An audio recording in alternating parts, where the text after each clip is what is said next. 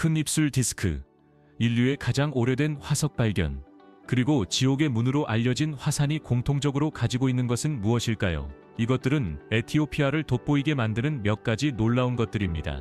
수르마 부족의 고대 전통에서부터 하이에나를 먹이는 독특한 관습까지, 이 나라는 거의 다른 세계처럼 보이는 문화와 풍경으로 가득 차 있습니다. 남자들이 의도적으로 살이 찌는 새의 의식에 대해 들어본 적이 있나요?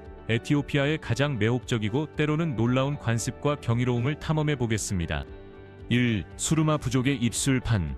수르마 사람들의 입술판 착용 관습은 그들의 문화에 깊이 뿌리내리고 있으며 아름다움, 사회적 지위, 정체성과 관련하여 강한 의미를 지니고 있습니다. 수르마 부족은 수리와 멋이라는 두 개의 하위 부족으로 구성되어 있으며 여성들은 약 15 또는 16살이 되면 입술판을 착용하기 시작합니다. 이는 성인으로의 전환을 상징합니다. 먼저 작은 나무나 점토로 만든 판이 아래 입술에 피어싱된 후 삽입되며 시간이 지나면서 판의 크기가 점차 커집니다. 어떤 판은 직경이 20cm, 즉 약 8인치에 이를 수 있습니다. 오늘날 여성의 입술판 크기는 종종 신부 가격의 가치를 반영하는 것으로 여겨집니다. 더 큰 입술판은 더 높은 지창금을 의미할 수 있으며 이는 소나 다른 귀중한 자원의 형태로 올 수 있습니다. 수르마에게 입술판은 단순한 신체 수정이 아니라 성숙, 강함, 아름다움의 상징입니다. 이는 여성들이 현대의 영향이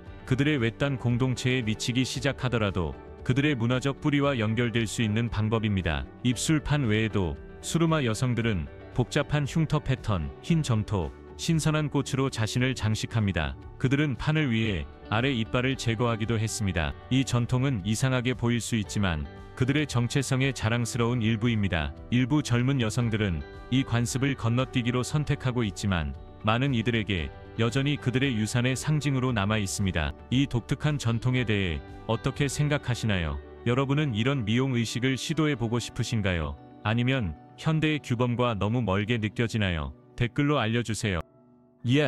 바디 부족의 이상한 살찌우기 의식, 바디 부족의 카엘 의식, 즉 미엔 사람들의 카엘 의식입니다. 이 전통의 독특함은 무엇이며 왜 세계적으로 두드러질까요? 바디 부족은 놀라운 미와 지위의 이상을 중심으로 한 의식을 실천합니다. 매년 그들은 새해를 기념하기 위해 카엘 의식을 개최하며 여기서 젊은 미혼 남성들이 가장 뚱뚱한 남자라는 타이틀을 얻기 위해 경쟁합니다. 네, 맞습니다. 세계의 많은 지역에서 날씬함이 종종 축하받는 것과는 달리 바디 공동체에서는 체중이 명성과 존경의 상징입니다. 그렇다면 이 남자들은 어떻게 이런 타이틀을 준비할까요? 여기서 더욱 흥미로운 부분이 있습니다. 선택된 남성들은 가족에 의해 지명된 후 엄격한 살찌우기 과정을 거칩니다. 그들은 고립된 상태에서 살며 체중 증가에만 집중합니다. 그들의 식단은 매일 마을의 여성들이 가져다주는 소의 혈장과 우유를 혼합한 고칼로리 음식입니다. 이 기간 동안 남성들은 어떤 신체 활동에도 참여할 수 없으며 성적 활동도 금지됩니다. 그들의 유일한 목표는 가능한 한 많은 체중을 늘리는 것입니다. 이 엄격한 규정을 반년 동안 따르고 나면 남성들은 공개의식을 위해 다시 나타나며 그들의 몸은 이제 변형됩니다. 점토와 재로 장식된 그들은 신성한 나무 주위를 행진하며 자신들의 커진 몸매를 자랑스럽게 드러냅니다. 가장 뚱뚱하다고 판단된 남자는 우승자로 선정되어 부족 내에서 평생 존경과 명성을 얻게 됩니다. 흥미롭게도 의식이 끝난 후 이 남성들의 삶은 다시 정상으로 돌아갑니다. 그들은 빠르게 체중을 줄이고 일상으로 복귀합니다. 이 의식은 날씬함이 이상시되는 현대 세계의 미의 기준과 뚜렷한 대조를 이룹니다. 바디 사람들에게 체중은 문화적 자부심과 존경의 반영입니다. 그러나 현대화의 압력이 스며들고 있는 가운데 바디 부족의 전통적인 삶의 방식은 도전에 직면하고 있습니다. 그럼에도 불구하고 카엘 의식은 부족에게 깊은 문화적 의미를 계속해서 지니고 있습니다. 계속하기 전에 여러분께 특별한 요청이 있습니다. 제가 여러분이 도와주실 수 있는 방법이 있다면 알림벨을 눌러주시고 구독 버튼을 눌러주세요. 여러분의 도움이 큰 힘이 됩니다. 그렇게 해주신다면 저와 제 팀은 이 프로그램을 더욱더 좋게 만들기 위해 최선을 다할 것을 약속드립니다. 약속할게요. 사라르에서 하이에나와의 공존에 에티오피아 동부에 위치한 고대 도시 하라르에서는 16세기부터 정말 놀라운 일이 일어나고 있습니다. 인간과 하이에나가 수세기 동안 함께 조화롭게 살아왔습니다. 하이에나는 세계의 많은 지역에서 위험한 야생 동물로 간주되지만 하라르에서는 지역 주민들과 평화롭게 공존하고 있습니다. 이 특별한 관계는 어떻게 형성되었을까요? 하라르에서는 하이에나가 인간을 공격하지 않습니다. 그들은 음식이 필요할 때만 도시로 들어오며 이 평화로운 공존은 400년 이상 유지되어 왔습니다. 이 전통은 매우 독특하여 하라르는 인간과 하이에나가 이렇게 오랜 시간 동안 밀접하게 함께 살아온 몇 안 되는 장소 중 하나입니다. 하지만 이 이야기에는 더 많은 것이 있습니다. 하이에나에게 먹이를 주는 것은 하라르에서 경건한 전통이 되어 있으며 종교적이고 문화적인 역사에 깊이 뿌리내리고 있습니다. 지역 전설에 따르면 이 관습은 예언자 무함마드의 탄생이라는 중요한 종교적 사건으로 거슬러 올라갑니다. 하라르 사람들에게 하이에나에게 먹이를 주는 것은 단순한 생존이 아닙니다. 이는 존경과 환대의 행위이며 그들의 수색이 된 유산을 보존하는 방법입니다.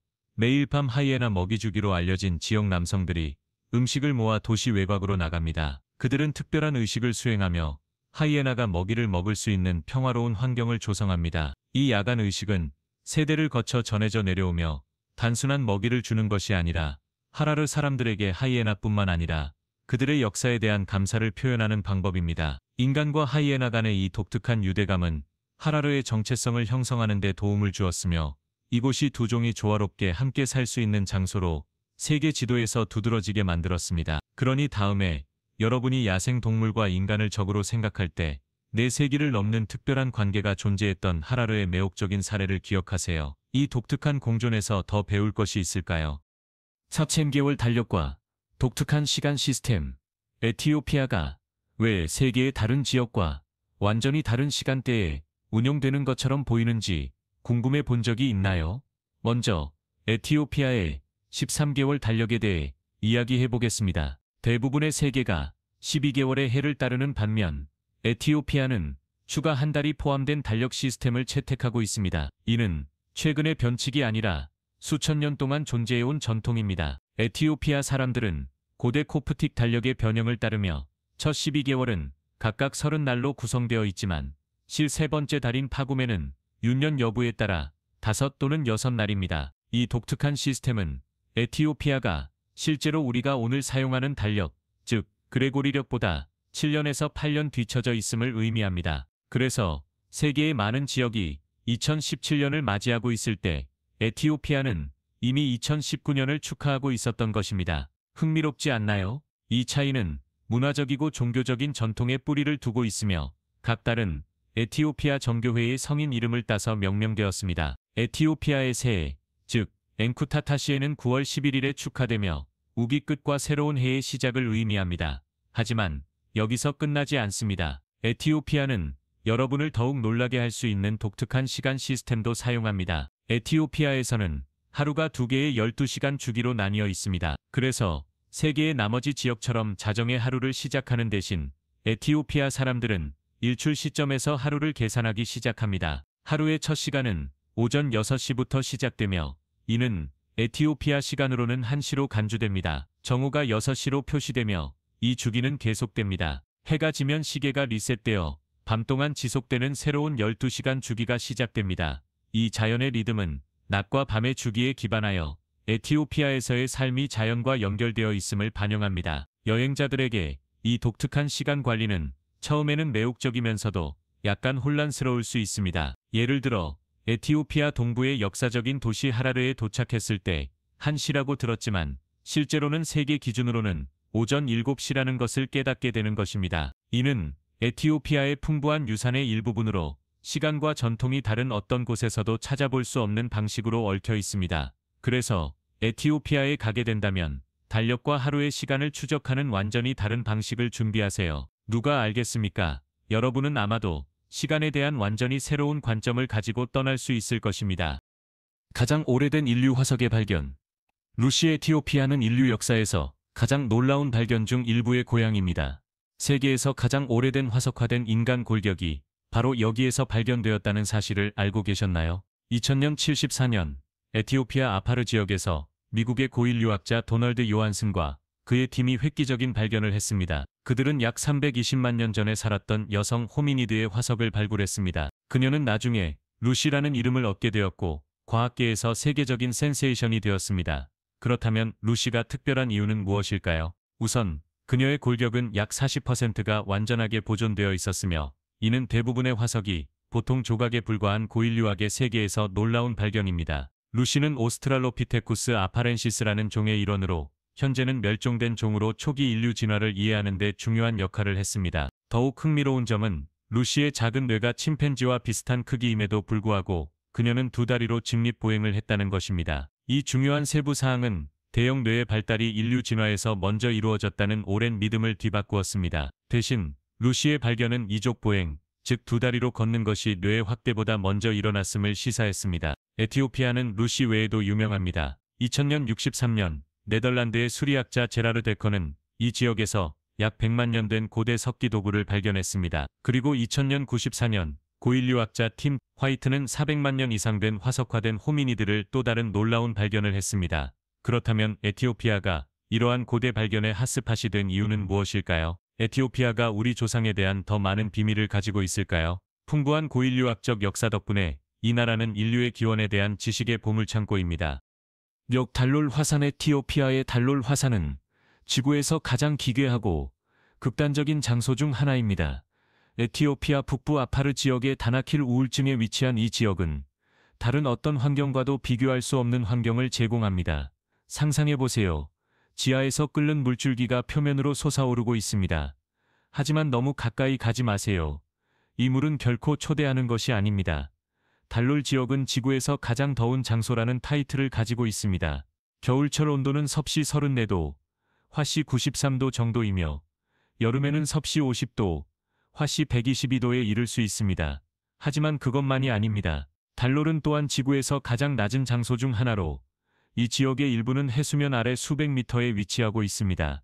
화산 자체는 2000년 26년에 형성되었으며 이때 현무암 마그마가 지역의 소금 광산으로 침투하여 강렬한 열수 활동을 촉발했습니다. 그 결과는 초현실적이고 다채로운 풍경으로 녹색, 노란색, 주황색, 갈색의 색조가 소금, 유황철의 광대한 사막 평원에 걸쳐 펼쳐져 있습니다. 이 풍경은 다른 세계처럼 보이지만 그곳에 가는 것은 쉽지 않습니다. 적절한 도로가 없고 뜨거운 열기 때문에 달롤로 가는 것은 도전입니다. 종종 이 지역에 도달하는 유일한 방법은 낙타를 이용하는 것이며 가장 가까운 정착지에서 하루 종일 걸리는 여정이 필요합니다. 열기와 험한 지형을 고려할 때 지역 주민들이 달롤을 지옥의 문이라고 부르는 이유를 쉽게 이해할 수 있습니다. 화산에 가까워지면 가혹한 태양 아래 펼쳐진 광활한 평원이 나타납니다. 큰 갈색 언덕, 화산의 붕괴된 기초가 멀리서 보이며 반짝이는 열기 속으로 사라집니다. 하지만 걱정해야 할 것은 열기만이 아닙니다. 산성으로 가득 찬 웅덩이, 유황 배출구 불바람으로 알려진 강력한 모래 폭풍이 탐험을 감행하는 모든 이에게 심각한 위협이 됩니다. 그리고 아파르족, 즉 그들의 땅을 강력하게 보호하는 유목 부족이 또 다른 위험 요소를 추가합니다. 그렇다면 질문은 남습니다. 여러분은 이 이세계적이면서도 위험한 장소에 도전할 용기가 있나요? 아래 댓글로 여러분의 생각을 알려주세요. 아살 호수. 많은 사람들이 아살 호수 에티오피아에 있다고 믿지만 이 유명한 호수는 실제로는 지부티에 있습니다. 에티오피아와 지부티는 아프리카의 뿔에 위치하고 있지만 각각의 지리적 경이로움이 있는 별개의 국가입니다. 지부티에 위치한 아살 호수는 아프리카에서 가장 낮은 지점으로 주목받고 있으며 해수면 아래 약 155m, 즉 약 509pt에 위치하고 있습니다. 이곳은 지구에서 가장 염분이 높은 수역 중 하나로 아파르 우울증에 위치하여 세 개의 판이 만나는 곳입니다. 그러나 에티오피아에는 그만큼 놀라운 풍경이 있습니다. 세계에서 가장 강력한 호수에 대해 이야기할 때 특히 염분 농도가 매우 높은 호수에 대해 생각하면 종종 사해가 떠오릅니다. 하지만 사해가 세계에서 가장 염분이 높은 호수 중에서 7번째에 불과하다는 것을 알고 계셨나요? 아살 호수는 종종 에티오피아에 있는 것으로 혼동되지만 더 높은 순위를 차지하고 있습니다. 아살은 놀라운 염분 농도를 가지고 있지만 에티오피아의 아파르 지역은 더욱 특별한 것을 제공합니다. 에티오피아의 아파르 지역에서는 지구에서 가장 지질학적으로 활동적인 땅 중 일부를 찾을 수 있습니다. 이 지역은 수많은 지진과 화산 활동으로 형성되어 다른 곳에서는 볼 수 없는 독특한 자연현상이 나타납니다. 에티오피아와 소금의 연결은 무엇일까요? 다나킬 우울증도 아파르 지역에 위치해 있으며 광대한 소금 평원과 생동감 넘치는 유황 온천이 있는 경이로움입니다. 그렇다면 이 에티오피아의 풍경이 특별한 이유는 무엇일까요? 한 가지 이유는 그들의 지질학적 역동성입니다. 아파르 지역은 지구의 판이 분리됨에 따라 끊임없이 변화하며 이 땅은 살아 움직이고 있습니다. 모험가나 연구자들에게는 에티오피아가 자연의 아름다움과 과학적 호기심의 보물창고가 됩니다. 아살 호수가 지부티에 속하더라도 에티오피아는 소금의 경이로움이 부족하지 않습니다. 다나킬 우울증의 소금 평원은 수세기 동안 소금 채굴에 사용되어 왔으며 거대한 소금 덩어리가 땅에서 잘려져 낙타 캐러반으로 운반되는 관습은 오늘날에도 계속되고 있습니다.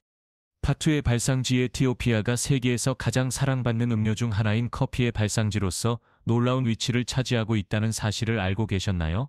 에티오피아의 깊은 커피와의 연결은 다른 곳에서는 찾아볼 수 없는 것입니다. 그렇다면 이 특별한 관계는 어떻게 시작되었을까요? 이야기는 9세기로 거슬러 올라갑니다. 양치기 칼디가 사람들의 에너지를 경험하는 방식을 영원히 바꿀 발견을 했습니다. 전설에 따르면 칼디는 그의 염소들이 야생 커피 나무의 빨간 열매를 먹은 후 비정상적으로 활발하게 행동하는 것을 목격했습니다. 호기심이 생긴 그는 스스로 그 열매를 시도해 보았고 그 자극적인 효과에 놀랐습니다. 그는 이 새로운 비밀을 지역의 수도사들과 공유했으며 수도사들은 이 열매가 긴 기도의 시간 동안 깨어 있도록 도와준다는 것을 빠르게 발견했습니다. 그렇게 해서 에티오피아의 커피 유산의 씨앗이 심어졌습니다. 하지만 에티오피아의 커피 이야기를 더욱 특별하게 만드는 것은 완벽한 지리적 설정입니다. 에티오피아의 높은 고도, 비옥한 토양, 다양한 기후는 커피 재배의 이상적인 환경을 만들어냅니다. 이는 에티오피아인들에게 단순한 작물이 아니라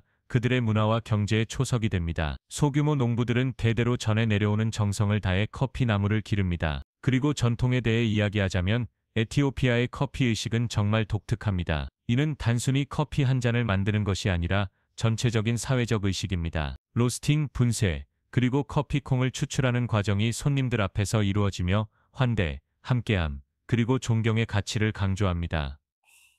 그렇지만 에티오피아의 커피 문화는 시간 속에 머물지 않습니다. 이 나라는 고대 전통과 현대 혁신을 잘 혼합하는 방법을 찾아냈습니다. 오늘날 에티오피아 커피는 복잡하고 독특한 맛으로 전 세계에서 찬사를 받고 있습니다. 과일과 꽃의 향기에서부터 풍부하고 흙내음 나는 뉘앙스까지 다양한 맛이 현대의 양조 기술에 영감을 주고 스페셜티 커피의 글로벌 트렌드에 기여하고 있습니다. 에티오피아와 커피 간의 이 지속적인 관계는 진정한 국가의 자부심의 원천입니다. 그리고 이는 단순히 과거에 관한 것이 아닙니다. 에티오피아의 커피는 계속해서 진화하고 있으며 전 세계의 커피 애호가들을 매료시키는 문화적 현상이 되고 있습니다. 그러니 다음에 여러분이 좋아하는 커피를 한 모금 마실 때 여러분은 에티오피아의 풍부한 역사의 한 조각을 맛보고 있다는 것을 기억하세요. 한 나라의 전통이 커피 세계에 이렇게 깊은 영향을 미쳤다는 것이 놀랍지 않나요? 여러분이 진정한 에티오피아 커피를 시도해 본 적이 있다면 댓글로 알려주세요. 구라리벌라의 암석 조각 교회. 아디스 아바바에서 북쪽으로 약 600km 떨어진 아마라 지역에 위치한 이 고대 도시는 에티오피아 고원에서 해발 약 2,500m의 높은 곳에 자리 잡고 있습니다. 이곳을 진정으로 매혹적으로 만드는 것은 그 중심에 있는 놀라운 유네스코 세계유산으로 모두 단단한 돌에서 조각된 11개의 암석 조각 교회입니다. 이 놀라운 교회들은 12세기 말과 13세기 초에 라리벌라 왕의 통치 기간 동안 지어졌습니다. 그의 목표는 아프리카의 새 예루살렘을 만드는 것이었으며 모든 에티오피아인들이 접근할 수 있도록 하는 것이었습니다. 이제 이 교회들이 연결된 방식이 정말 독특합니다. 각 교회는 독특한 디자인과 배치를 자랑하며 터널과 길로 연결되어 있습니다. 더욱 인상적인 것은 상세한 외관, 우뚝 솟은 기둥, 복잡한 아치형 입구를 특징으로 하는 돌 조각 건축입니다. 안으로 들어가면 내부도 결코 화려하지 않습니다. 정교한 조각, 다채로운 프레스코와 고대 종교 유물들이 가득 차 있습니다. 이 전체 복합체는 세계에서 가장 큰 단일 구조물 중 하나로 가장 큰 교회인 베트 메드안의 알렘은 높이 10m, 길이 33m, 너비 22m에 달합니다. 그 이름은 세상의 구세주 집으로 번역되며 경외감을 불러일으키는 구조물에 걸맞은 제목입니다. 세계에서 가장 높은 고화 비율. 왜 에티오피아는 이렇게 높은 고화 비율 가지고 있을까요? 그 주요 이유 중 하나는 건강 문제의 장기적인 영향이며 특히 의료 접근이 극히 제한된 농촌 지역에서 더욱 두드러집니다. 유니세프에 따르면 2000세기 말 에티오피아를 휩쓴 건강 위기가 부모와의 분리를 초래했습니다. 오늘날에도 교육, 의료, 기본적인 돌봄에 대한 접근이 많은 지역에서 제한되어 있습니다. 에티오피아는 세계에서 가장 가난한 국가 중 하나로 많은 가정이 음식과 의료와 같은 필수적인 필요를 충족하기 위해 고군분투하고 있습니다. 만성적인 빈곤과 잦은 가뭄, 기근이 상황을 악화시켰습니다. UN 개발 계획에 따르면 에티오피아는 인간 개발 지수에서 매우 낮은 순위를 기록하고 있습니다. 이 나라는 또한 내전 문제를 겪고 있으며 특히 티그레이 지역에서는 시민 불안으로 인해 많은 가정이 떠나고 분리되었습니다. 이는 이미 제한된 자원에 추가적인 부담을 주었습니다. 그리고 그 결과 더욱 높은 고아 비율입니다. 2024년 현재 유니세프와 기타 인도적 기구들은 에티오피아의 고아 수가 450만에서 500만 사이일 것으로 추정하고 있습니다. 이러한 숫자는 상황이 개선되거나 악화됨에 따라 변동할 수 있지만 위기가 심각하다는 것은 분명합니다. 이러한 이유로 에티오피아는 국제 입양의 주요 국가 중 하나가 되었습니다. 많은 고아들이 북미와 유럽에서 가정을 찾았습니다. 그러나 이러한 입양에 대한 우려로 인해 에티오피아 정부는 2018년에 이 과정을 중단했으며 문제를 더욱 복잡하게 만들었습니다. 이 위기를 해결하기 위해서는 단순한 지원 이상의 것이 필요합니다. 의료, 교육, 안정성에 초점을 맞춘 장기적인 해결책이 필요합니다. 이 문제를 해결하기 위한 효과적인 방법은 무엇이라고 생각하시나요? 좀 더 탐구해 보겠습니다. 7일 팀캣 축제 깊은 종교적 의미와 생생한 문화적 축하가 어우러져 지역 주민들과 전 세계의 방문객들을 끌어모으는 축제에 대해 들어본 적이 있나요? 에티오피아에서 팀캣 축제 즉 에티오피아의 세례식은 매년 열리는 특별한 행사입니다. 이는 2019년 1월 19일 또는 윤년에는 20일에 기념되며 예수 그리스도의 요르단 강에서의 세례를 기념합니다. 하지만 팀캣을 다른 종교 축제와 차별화하는 진정한 요소는 무엇일까요? 이 축제를 매력적으로 만드는 독특한 전통에 대해 알아보겠습니다. 팀캣 동안 가장 인상적인 순간 중 하나는 예수의 세례를 재현하는 의식입니다. 사제들은 큰 물통에 축복을 내리고 의식의 일환으로 참가자들은 자신을 담그거나 성수로 뿌려집니다. 많은 이들에게 이 행위는 자신의 세례 서약을 상징적으로 새롭게 하는 것으로 여겨지며 그들의 신앙과 깊은 연결을 형성하는 영적 정화의 의미를 가집니다. 하지만 이는 시작에 불과합니다. 팀캣의 진정한 중심은 타봇의 행렬입니다. 타봇은 언약궤의 신성한 복제품으로 성경 전통에서 10계명을 담고 있다고 여겨지는 바로 그 궤입니다. 고위 사제들은 의식용 로브를 입고 타봇을 거룩하게 행진하며 풍성하게 장식된 실크로 덮여 있고 다채로운 우산 아래 그 모습을 드러냅니다. 이 생생한 광경은 에티오피아의 거리를 생동감 있게 만들어줍니다. 행렬은 거기서 끝나지 않습니다. 밤새 미지를 마친 후 타봇은 동등한 존경으로 교회로 돌아가며 이 영적 여정의 끝을 알립니다. 하지만 팀캣은 단순한 종교적 헌신만이 아닙니다. 이 축제는 또한 큰 문화적 의미를 지니고 있습니다. 이는 지역 사회가 함께 모이는 시간으로 종종 화해와 단합의 순간으로 이어집니다. 사실 이는 젊은 남녀가 축제 분위기 속에서 만나는 사회적 행사이기도 하며 때로는 새로운 관계로 이어지기도 합니다. 일부는 팀캣이 문화적 데이트 전통이 번영하는 시기라고 말하기도 하여 축제에 또 다른 의미를 추가합니다. 2019년 유네스코에 의해 무형문화유산으로 인정된 팀캣은 에티오피아뿐만 아니라 세계에도 중요한 의미를 지닙니다. 이 축제는 종교적 전통과 문화적 표현이 얽혀 독특한 것을 만들어내는 빛나는 예시로 남아 있습니다. 채식 친화적인 에티오피아. 사람들이 종종 놀라게 되는 사실 중 하나는 이 나라의 엄청난 고아 수입니다. 왜 에티오피아는 이렇게 높은 고아 비율을 가지고 있을까요? 주요 원인 중 하나는 HIV와 에이디스, 전염병의 오랜 영향입니다. 질병의 확산을 줄이는 데 상당한 진전이 있었지만 그 영향은 여전히 남아 있으며 특히 의료 접근이 제한된 농촌 지역에서 더욱 두드러집니다. 오늘날에도 많은 어린이들이 교육, 의료, 기본적인 돌봄에 대한 접근에 어려움을 겪고 있습니다. 하지만 이는 이야기의 한 부분일 뿐입니다. 에티오피아는 세계에서 가장 가난한 국가 중 하나로 많은 가정이 음식과 의료와 같은 필수적인 필요를 충족하기 위해 고군분투하고 있습니다. 만성적인 빈곤과 잦은 가뭄, 기근은 어린이들을 질병과 영양실조에 취약하게 만들며 이는 고아 비율을 높이는 요인입니다. UN 개발 계획에 따르면 에티오피아는 인간 개발 지수에서 낮은 순위를 기록하고 있습니다. 이 나라는 또한 내전 문제를 겪고 있으며 특히 티그레이 지역에서는 시민 불안으로 인해 많은 가정이 떠나게 되었습니다. 이러한 갈등은 이미 제한된 자원에 추가적인 부담을 주고 있습니다. 그 결과 더욱 높은 수에 취약하고 고아가 된 어린이들입니다. 2024년 현재 유니세프와 기타 인도적 기구들은 에티오피아에 450만에서 500만 사이의 고아가 있을 것으로 추정하고 있습니다. 오늘의 영상이 마음에 드셨다면 좋아요를 눌러주시고 채널을 구독하는 것을 잊지 마세요. 여러분의 응원은 저희에게 큰 의미가 있습니다. 지금 화면에 나타나는 영상을 클릭해보세요. 이 콘텐츠가 마음에 드실 거라고 확신합니다. 다음에 보고 싶은 나라를 댓글로 남겨주세요. 시청해주셔서 정말 감사하고 다음 영상에서 뵙겠습니다.